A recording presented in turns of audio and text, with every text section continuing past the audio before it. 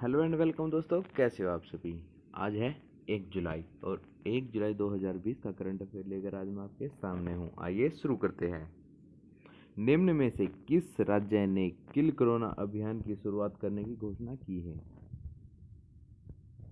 इसका आंसर है option A, यानी कि मध्य प्रदेश सरकार ने। मध्य प्रदेश सरकार ने हाल ही में किल कोरोना अभियान की शुरुआत करने की घोषणा की है और जानेंगे, आगे देखेंगे। शिवराज सरकार ने मध्य प्रदेश से कोरोना को ख़त्म करने के लिए किल कोरोना अभियान की शुरुआत की है और इसका मेन मकसद क्या है? ये हर राज्य में यानी कि हर क्षेत्र में जाके कोरोना पॉजिटिव की सैंपलिंग करेगी, यानी कि उनकी टेस्टिंग करेगी। इनका मेन मकसद ये है।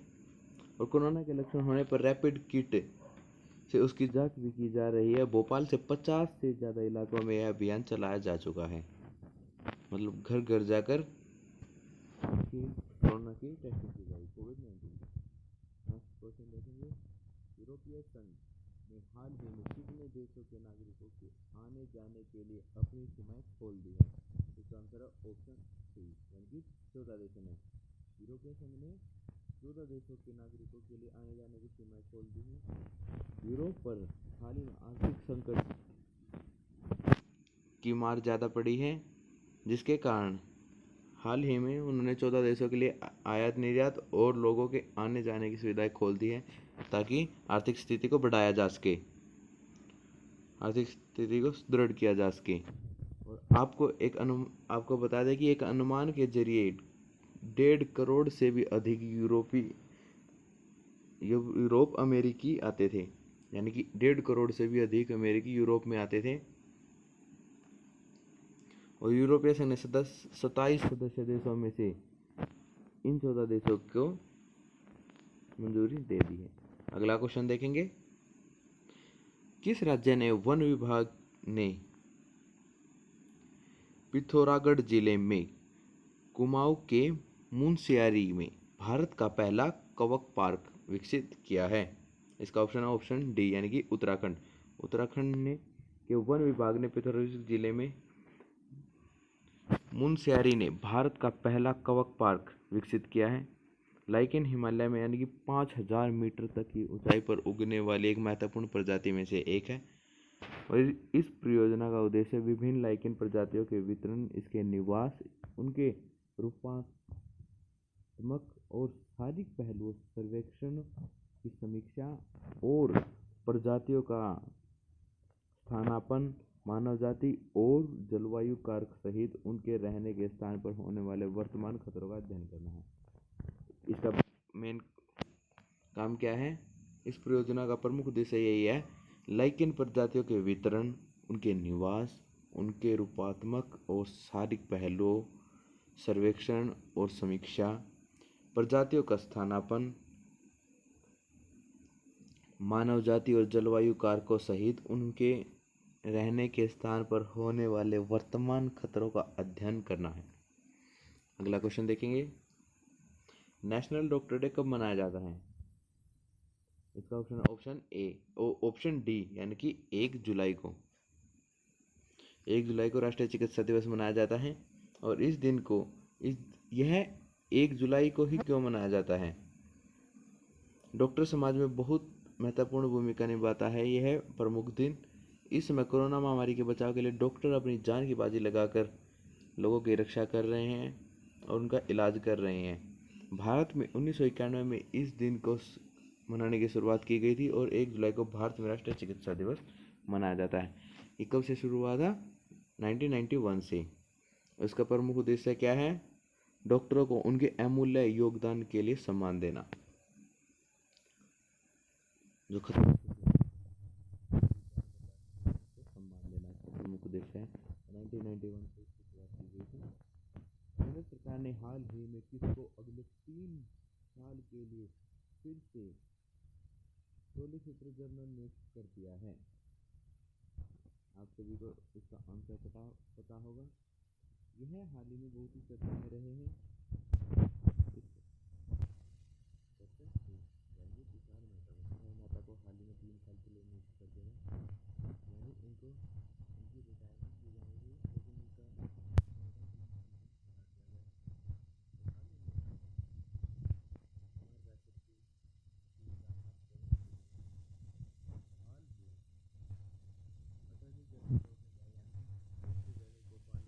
1 साल के लिए इनका कार्यकाल बढ़ा दिया गया है और अब उनकी रिटायरमेंट भी जो कि 30 जून को होनी थी वो अब 30 जून 2020 को वो अब 30 जून 2021 को कर दी गई है।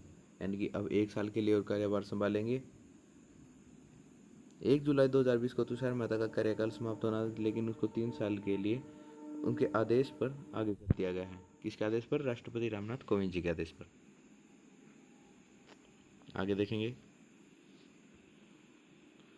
हाल ही में किस राज्य के प्रोजेक्ट प्लेटिना के तहत दुनिया का सबसे बड़ा प्लाज्मा थेरेपी प्रशिक्षण शुरू किया गया है? महाराष्ट्र सरकार द्वारा यह प्रोजेक्ट स्टार्ट किया गया है और इसका प्रमुख उद्देश्य क्या है? यह प्लाज्मा थेरेपी के जरिए गंभीर रूप से कोविड-19 से संक्रमण के इलाजों के लिए शुरू किया गया है और इसका यह दुनिया का सबसे बड़ा ट्रायल प्रोजेक्ट है। अब तक ऐसा कोई भी ट्रायल प्रोजेक्ट शुरू नहीं किया गया है। महाराष्ट्र सरकार ने पहला ट्रायल प्रोजेक्ट शुरू किया है और इसमें लगभग 500 लोगों का इलाज किया जाएगा। जैसा कि मैंने आपको पहले बताया था, अटॉर्नी जनरल के वेणुगोपालम के कार्यकाल को कितने साल के लिए बढ़ा दिया गया है? इसका ऑप्शन सी, यानी कि 1 साल। 1 साल के लिए अटॉर्नी जनरल ऑफ इंडिया के वेणुगोपाल का कार्यकाल वो 1 साल के लिए बढ़ा दिया गया है।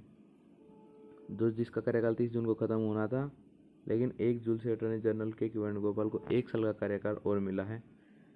देश के जाने माने अधिवक्ता के वेणुगोपाल ने बतौर अटॉर्नी जनरल 30 जून 2017 को मुकुल रोहतगी का स्थान लिया था। यानी कि इनके स्थान पर 2017 में नियुक्त किए गए थे। अब 2021 तक इनकी नियुक्ति की गई है। आगे देखेंगे। प्रधानमंत्री श्री नरेंद्र मोदी ने हाल ही में किस योजना को नवंबर तक बढ़ाने का फैसला किया है? इसका ऑप्शन सी, यानी कि पीएम प्रधानमंत्री कल्याण अन्न योजना, प्रधानमंत्री गरीब कल्याण अन्न योजना, ऑप्शन सी। इसका प्रमुख उद्देश्य क्या है? 80 करोड़ लोगों को 5 किलो गेहूं या 5 किलो चावल और प्रोटीन के रूप में 1 किलो चना भी दिया जाएगा। केंद्र सरकार ने इसकी शुरुआत की है और 21 दिन के लोग, और यह इसकी शुरुआत कब की गई थी? 26 मार्च 2020 को। जैसा कि आपको पता है, प्रधानमंत्री गरीब कल्याण योजना के अंतर्गत 26 मार्च 2020 को 21 दिन के लॉकडाउन को ध्यान में रखते हुए इसको शुरू किया गया था, लेकिन अब इसे 3 महीने के लिए और बढ़ा दिया गया है और यह कब तक चलेगी? अब नवंबर तक। आगे देखेंगे। और जो ये गरीब कल्याण योजना है, इसके तहत भारत सरकार अमेरिका की कुल आबादी के 2.5% ज़्यादा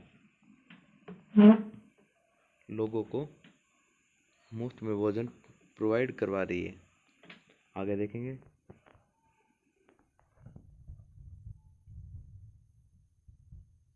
हाल ही में भारत के किस युवा अंपायर को आईसीसी के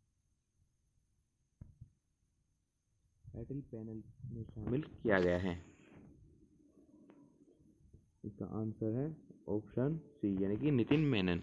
भारत के युवा अंपायर नितिन मेनन को इंग्लैंड के नाइल जे लोंग की जगह 2020-21 के सत्र के लिए अंतर्राष्ट्रीय क्रिकेट परिषद के अंपायर की अटल पैनल में शामिल कर लिया गया और इन्होंने नितिन मेनन ने 3 टेस्ट, 24 एक दिवसीय और 16 T20 अंतर्राष्ट्रीय ओलंपिक का भी अनुभव है। यानी कि इन्होंने वहाँ पर भी अंपायरिंग की है।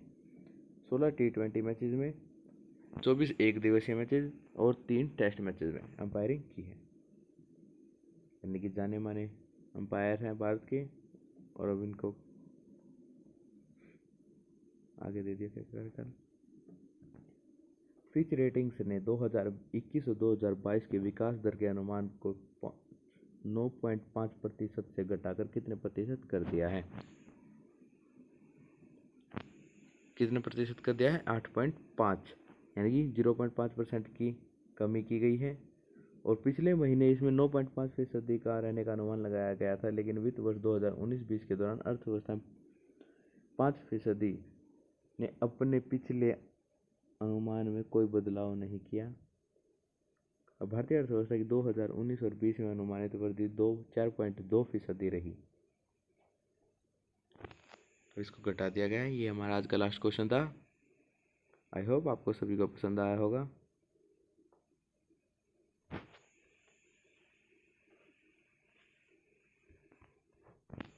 पसंद आए तो लाइक कीजिए, शेयर कीजिए।